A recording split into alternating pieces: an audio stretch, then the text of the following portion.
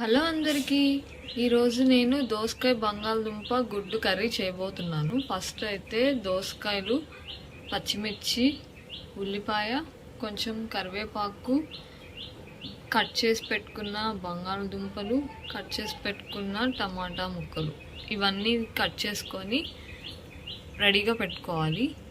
Next curry దేనిలో అయితే చేస్తామో ఆ గిన్నెలో ఆయిల్ అయితే వేసుకోవాలి. ఒక 3 టేబుల్ స్పూన్ అయ్యి ఉండొచ్చు. నెక్స్ట్ ఇవి కట్ చేసుకున్న కూరగాయలన్నీ అందులో వేసుకోవాలి. ఇప్పుడు అందులో పసుపు, కారం, కళ్ళుప్పు వేసుకోవాలి. ఇప్పుడు 1 టీ స్పూన్ అల్లం వెల్లుల్లి పేస్ట్ వేసుకొని వాటర్ వేసుకోవాలి కర్రీకి సరిపడా.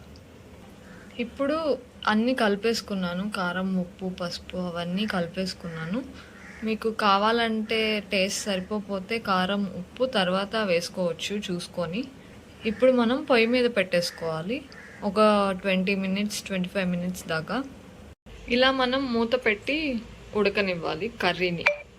ఇప్పుడు ఒకసారి తీసి చూద్దాం ఎలా వచ్చిందో.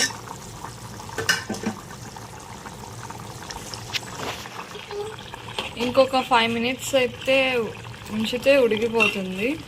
ఎగ్స్ అయితే బాయిల్ చేసి రెడీగా పెట్టేసుకున్నాను. ఎగ్స్ అయితే తొక్క తీసేసి వేసేసుకున్నాను మధ్య మధ్యలో ఘాట్లు పెట్టుకొని. ఇంకా ఉప్పు, కారం సరిపోకపోతే అవి కూడా వేసుకున్నాను.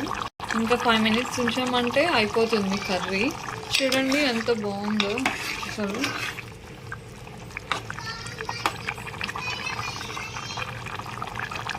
ఇలా వేసుకుంటే మనకి టేస్ట్ బాగుంటుంది. తాలింపులాగా వేసుకొని కర్రీ చేసుకున్నా బాగుంటుంది, ఇలా కూడా బాగుంటుంది. ఒకసారి ట్రై చేయండి మొత్తం కలిపి పెట్టేసి.